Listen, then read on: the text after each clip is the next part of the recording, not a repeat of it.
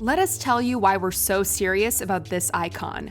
Welcome to WatchMojo, and today, we're looking closely at the tragic life of Heath Ledger. For this video essay, we'll be detailing the short life of Australian actor Heath Ledger, from his humble beginnings to his critical success to his untimely death.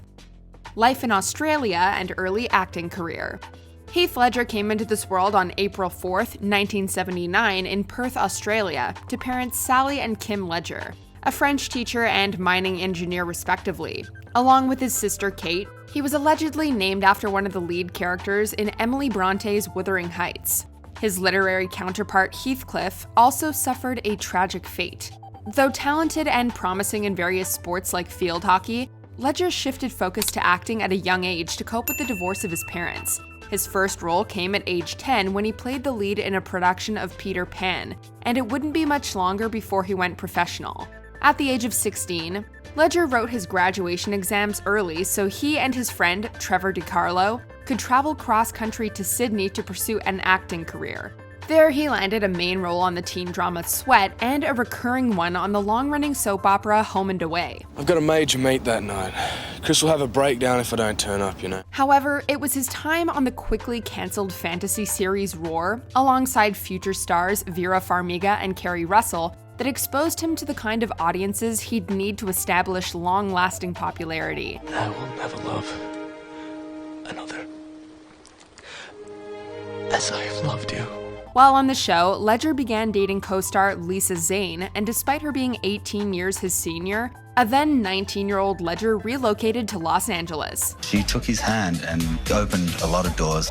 He followed her from Australia. She was like, come to LA. Don't look at the photo. Mainstream success. Once in America, Ledger soon found himself something of a heartthrob, starring in the teen comedy 10 Things I Hate About You alongside Julia Stiles. I was watching you out there before. I've never seen you look so sexy. This in turn would open the door for even bigger movies like Roland Emmerich's The Patriot and the now cult classic A Knight's Tale. If I could ask God one thing, it would be to stop the moon. Stop the moon and make this night and your beauty last forever. Despite achieving leading man status, Ledger wasn't one to revel in his newfound fame.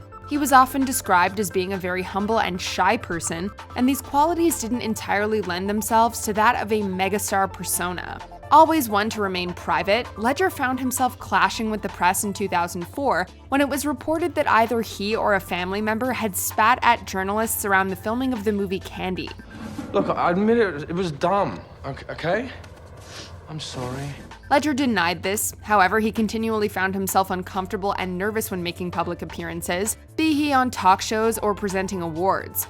In a 2006 interview with Rolling Stone, Ledger stated that he wanted to take the blonde out of his career, kill the direction it was going. Turns out he'd get his wish, if only for a little while, as roles in the likes of Ned Kelly and Lords of Dogtown would rough him up the way he wanted. I mean, I can't be worried about what everyone else is doing, you know? I mean, I'm focused on what I'm doing, and I'm gonna build hundreds of skateboards a month, all with your name, Stacy Peralta. However, he was back on the map in 2005 following his critically lauded turn in the then controversial Brokeback Mountain, from which he garnered his first Academy Award nomination. Hell, that's the most I've spoken in a year. Health issues and personal life. Not only would his career flourish from his time working on the romantic drama, but so would his love life, as he began dating co-star Michelle Williams in 2004. In October of 2005, just a few months before the film's release, the two welcomed a daughter in the form of Matilda Rose. To complete the Brokeback connections, their co-star Jake Gyllenhaal was immediately named a godparent alongside Williams' fellow Dawson Creek alum Busy Phillips. Soon thereafter, Ledger sold his home in New South Wales to live with Williams in their house in Brooklyn, though the couple would later split in September of 2007. During their time together, Ledger was reported to suffer from severe insomnia, sometimes getting as little as 2 hours of sleep per night. Williams would later confirm this after his death, describing his mind as turning, always turning. With sleeping medications such as Ambien proving ineffective, Ledger attributed the cause being his most recent roles in I'm Not There and The Dark Knight, claiming they'd taken something of a toll on him. grain of sand would become the underground hit of 1965, and Robbie Clark, the new James Dean, Marlon Brando, and Jack Kerouac all rolled into one.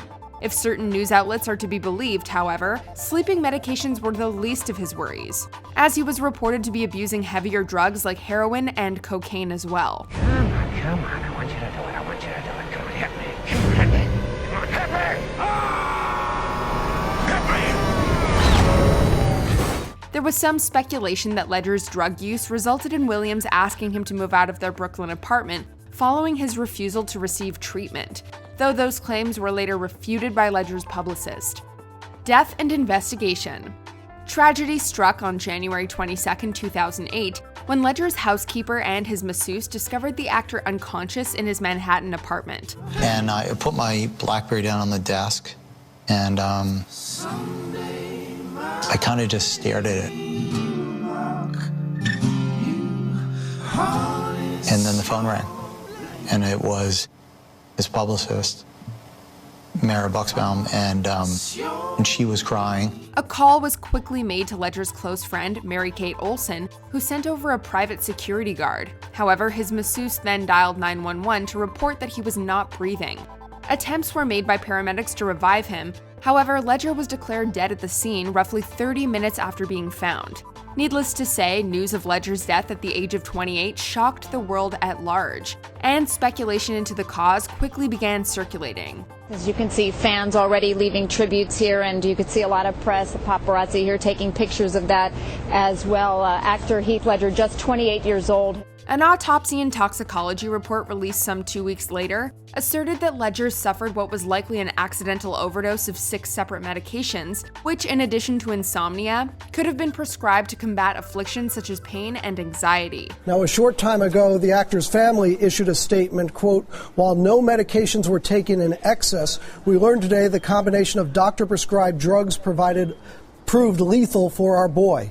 Heath's accidental death serves as a caution to the hidden dangers of combining prescription medication, even at a low dosage." With many looking to find culpability in Ledger possessing those drugs, an investigation was promptly launched. Roughly 1 month later, the DEA exonerated 2 American physicians who had prescribed Ledger other medications, not the pills that killed him.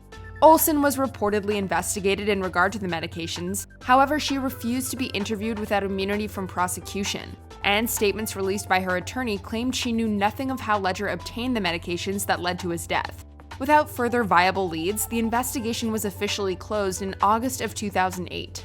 Yeah, I mean, it definitely provides us with a lot of closure. Everyone was waiting for this toxicology report, and I think in the coming days we're going to see a lot more closure, because on Saturday in Perth, Australia, Heath is going to be buried, and Michelle Williams is there, his daughter Matilda, and the whole family. So I definitely think it's going to wind down a little bit. Posthumous releases. With The Dark Knight already set to be the summer of 2008's biggest blockbuster, the passing of Heath Ledger only amplified anticipation of the release that much more. Well, you look nervous. Is it the scars? You want to know how I got them? Though many fans were initially dubious of Ledger's casting as the Joker, subsequent trailers and the finished film itself fully turned around their impressions, to the point that his interpretation is now often cited as the gold standard take of the character. See, I'm not a monster. I'm just ahead of the curve. While the movie as a whole was widely praised, Ledger in particular was singled out as having stolen each and every scene he was in with his unnerving and mesmerizing turn. Though many speculate just what role Ledger's death played in the film's reception, and we'll never really know, this was followed by the bestowing of numerous posthumous awards, including the Oscar for Best Supporting Actor. I'm not a schemer. I try to show the schemers how pathetic their attempts to control things really are. Though his turn in The Dark Knight is commonly called his finest, his last film was yet to come, as his unexpected passing halted the production of Terry Gilliam's fantasy film, The Imaginarium of Dr. Parnassus. You know, I don't know my name. You know, I don't know how I got here. I don't know who you are. I don't know who Siri is, and I certainly don't know what that is. Before we continue, be sure to subscribe to our channel and ring the bell to get notified about our latest videos. You have the option to be notified for occasional videos or all of them. If you're on your phone, make sure you go into your settings and switch on notifications. With much of Ledger's work left incomplete, Gilliam rewrote the script whereby his character would change forms upon traveling to different realms, where he would be played by the likes of Johnny Depp, Jude Law, and Colin Farrell. The film was thus salvaged and released in the fall of 2009, with Ledger's replacements each donating their pay to his daughter Matilda Rose. Though we were ultimately able to appreciate Heath Ledger's final film appearances, it's evident that his finest roles as an actor could have been very well ahead of him. That said, we think we speak for everyone when we say we were thankful to have him for the short time we did in this world. And here we go. Do you agree with our picks? Check out this other recent clip from WatchMojo, and be sure to subscribe and ring the bell to be notified about our latest videos.